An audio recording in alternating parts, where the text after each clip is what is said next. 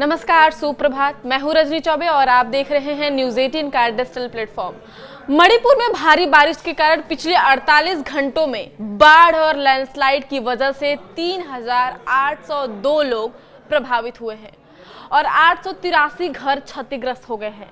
अधिकारियों ने रविवार को यह जानकारी दी है। अधिकारियों ने बताया कि नदियों के उफान पर आने और तटबंध टूटने के कारण राज्य की राजधानी इम्फाल और इम्फाल पूर्व जिले के कई इलाकों में जलभराव हो गया है। उन्होंने बताया कि मणिपुर के राज्यपाल अजय कुमार भल्ला ने इम्फाल शहर के कई जलमग्न इलाकों का दौरा किया, जबकि सेना और असम राइफल्स के जवानों ने सबसे अधिक प्रभावित जिले इम्फाल पूर्व में जलमग्न इलाकों से लगभग 800 लोगों को बचाया।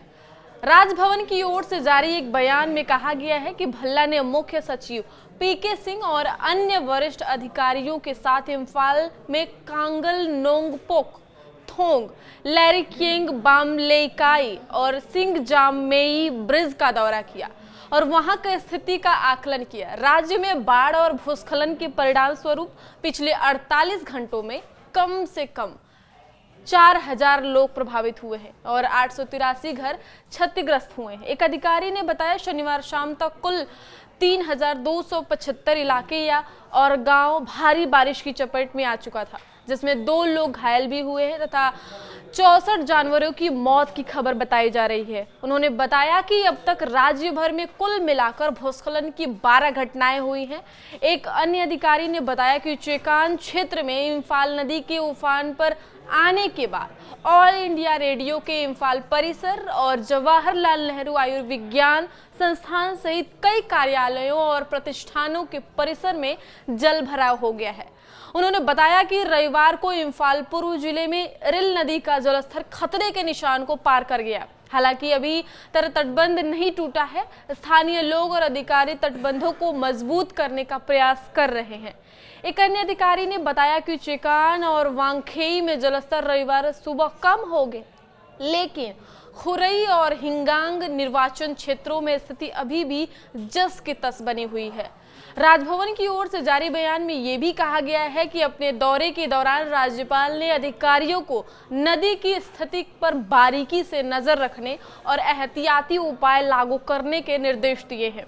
बयान के अनुसार राज्यपाल ने प्रभावित लोगों के लिए निकासी और अस्थायी राहत उपायों की व्यवस्था करने के लिए उपायुक्त को निर्देश दिए हैं और राज्य आपदा मोचन बल यानी एसडीआरएफ और राष्ट्रीय आपदा मोचन बल यानी एनडीआरएफ की इकाइयों को भी सतर्क कर दिया है। बंगाल की खाड़ी में बने दबाव के कारण पूर्वोत्तर के 6 राज्यों में हुई भारी बारिश की वजह से कम अब तक 27 लोगों की मरने की खबर आ रही है। बारिश की वजह से सामान्य जनजीवन भी बुरी तरह प्रभावित रहा है। विभिन्न पूर्वोत्तर राज्यों के अधिकारियों ने बताया कि भूस्खलन, मकान ढहने, डूबने और भारी बारिश से संबंधित आपदाओं के कारण 24 घंटे में 27 लोगों की मौत हो गई है।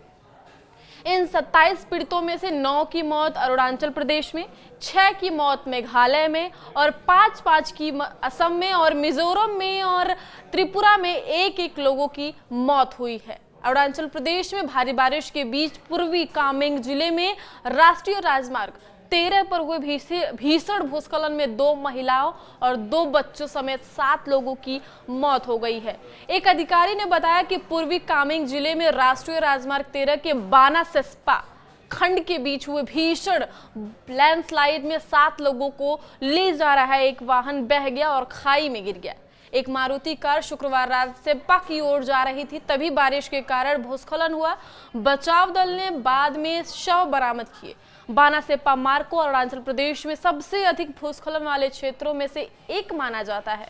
मानसून के दौरान मौसम के दौरान जून से लेकर सितंबर तक यह रास्ता बहुत खतरनाक हो जाता है। अरुणाचल प्रदेश के गृह मंत्री और स्थानीय विधायक मामा नटुंग और केंद्रीय संसदीय कार्य मंत्री किरण रिजिजू ने मौतों पर गहरा शोक व्यक्त किया है।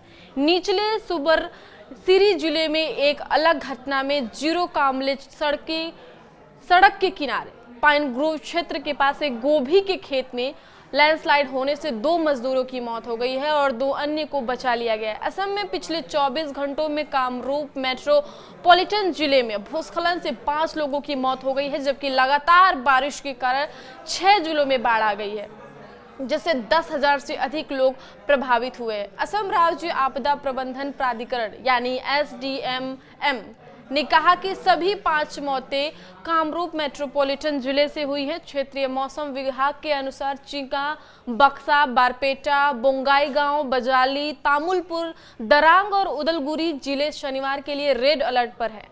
मुख्यमंत्री हिमंत बिस्वा शर्मा ने कहा, शुक्रवार को 18 जिलों में रेड अलर्ट जारी कर दिया गया था, क्योंकि पूर्वोत्तर के कई हिस्सों में भारी बादल छाए रहने के कारण लगातार बारिश के कारण राज्य असामान्य स्थिति का सामना कर रहा है। अधिकारियों ने बताया कि शहर की महत्वपूर्ण सड़कों में से एक गुवाहाटी शिलांग सड़क के प्रमुख हिस्से में जलभराव हो गया है, जिससे वाणिज्यिक शहर के अधिकांश हिस्सों में भारी यातायात और जाम की स्थिति पैदा हो गई है। मिजोरम में सिरसिप जिले में एक व्यक्ति की मौत हो गई है और चम्फाई जिले में वाफाई गांव में मकान ढहने से म्यांमार के 3 शरणार्थी मारे गए हैं। पिछले 24 घंटे में लगातार हो रही बारिश के बाद शुक्रवार को मिजोरम के आइजोल के थुआपुई में दीवार ढहने से एक व्यक्ति की मौत हो गई थी और एक अन्य घायल हो गया था। आपदा प्रबंधन एवं पुनर्वास मंत्री लालनी वमा ने घोषणा की कि सरकार प्राकृतिक आपदा के कारण जान गंवाने वाले नागरिकों के परिजनों को 4-4 लाख रुपए की अनुग्रह राशि देने की योजना बना रही है। मेघालय में पिछले 24 घंटे में भारी बारिश के कारण पूर्वी खासी हिल्स जिले में एक बुजुर्ग महिला और एक नाबालिग सहित 6 लोगों की मौत हो गई है। लुमकिनटुंग गांव में भूस्खलन के कारण 50 वर्षीय महिला की मौत हो गई है, जबकि पोमला कराई मावबिन्ना में लगातार बारिश के कारण 35 वर्षीय व्यक्ति डूब गया है। माकुक्यूनिर ब्लॉक में एक और मौत की खबर है, जब एक पेड़ 15 वर्षीय लड़के पर गिर गया। मुख्यमंत्री कोनराड की संगमा ने पीड़ितों के परिजनों को 4-4 लाख रुपए मुआवजा देने की घोषणा की है।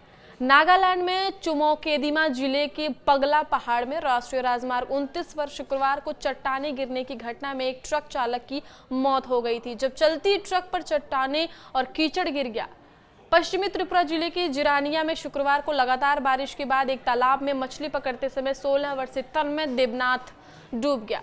प्रभावित लोगों के लिए निकासी और अस्थायी राहत उपायों की व्यवस्था करने के लिए उपायुक्तों को निर्देश दिए गए हैं। SDRF और NDRF इकाइयों को भी सतर्क कर दिया गया है। गुरुवार से ही बारिश के कारण बड़ी संख्या में घर क्षतिग्रस्त हो गए हैं और करीब 1 लाख लोगों ने पूर्वोत्तर के विभिन्न राज्यों में राहत शिविरों में शरण ली है।